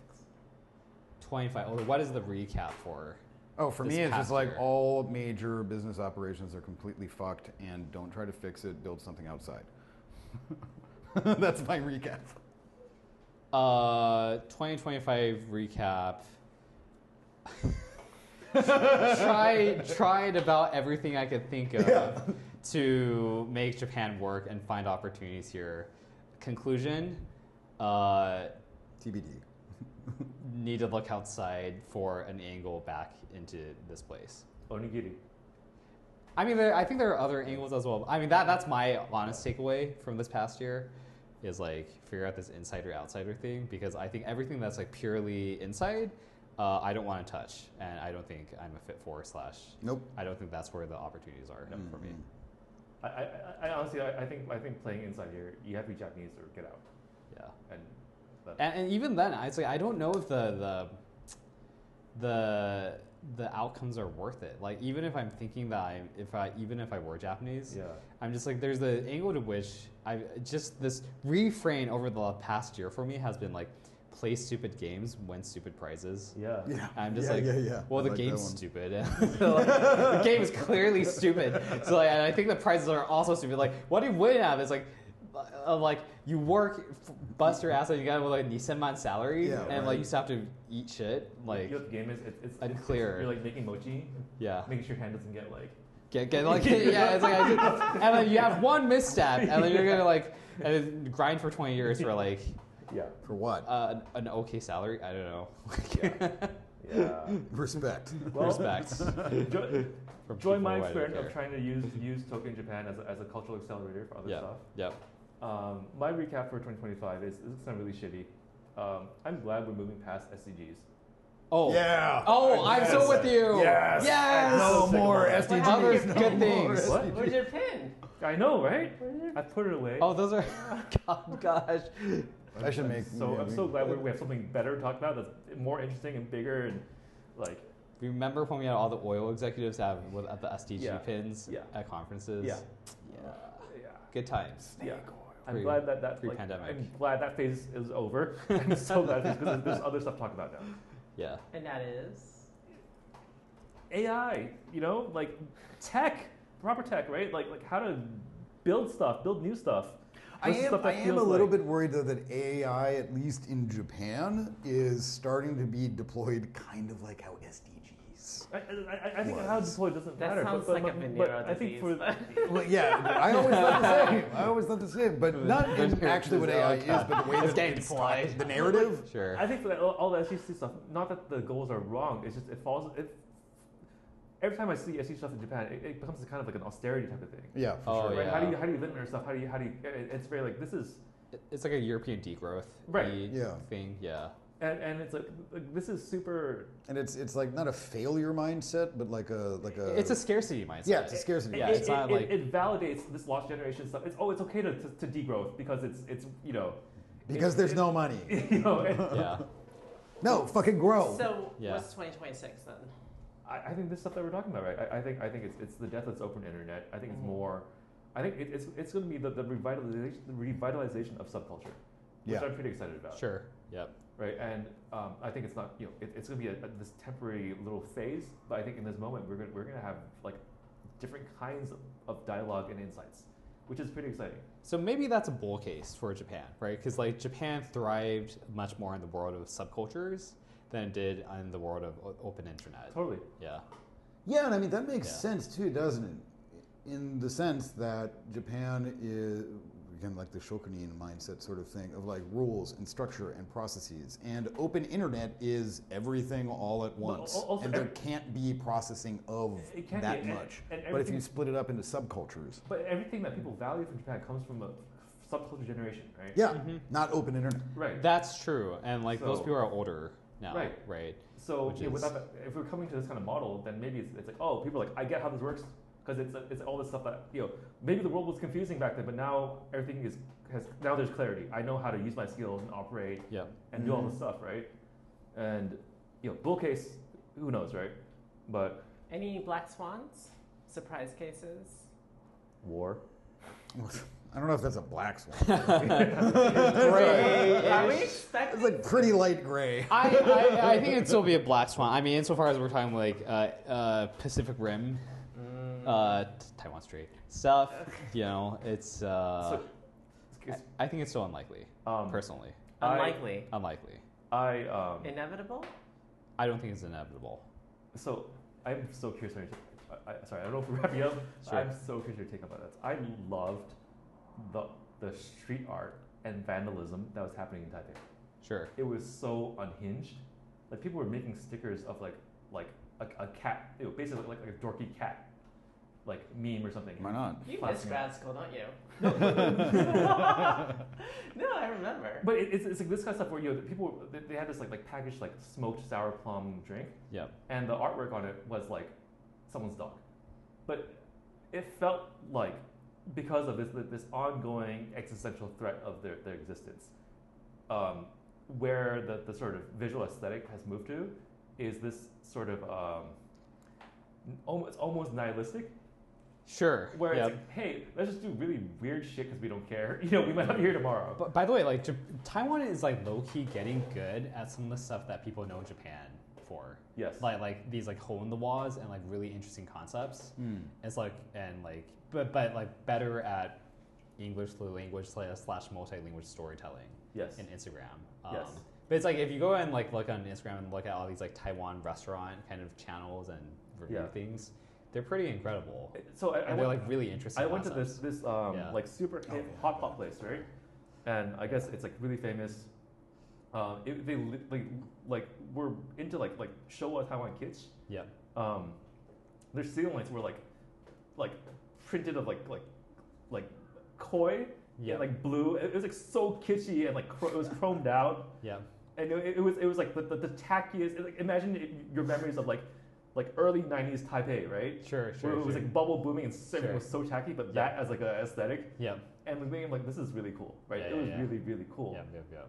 And you look at the graphic design, and it's like this is Japanese, but it's not. Yeah. Like all their tea packaging is so cool. Yep.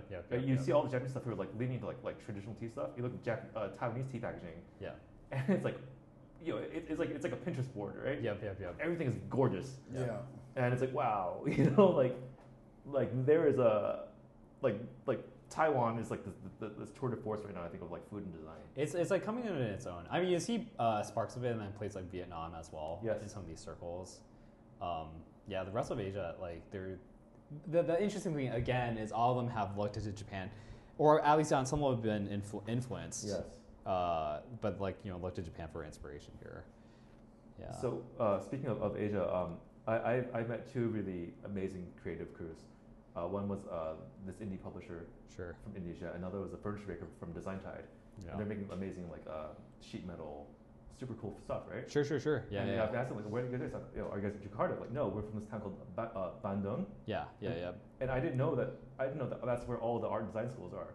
So like Bandung, Indonesia, is actually like this nexus of creativity, Yep. art, and it's like okay, like something's definitely coming out there soon, right? Because it's like For sure. there's density, there's critical mass. I guess that's where all the anime, anime is training all these people to be like production level world class artists, Yep. right? Yep. So it's like okay, something's gonna happen, right? Yeah. Well, yeah, I want to know. It's like I think Mori Art Museum actually exhibited some artists from Bandung at some point. But yeah, they're very good. It's Cool. That's a wrap. Is that a wrap?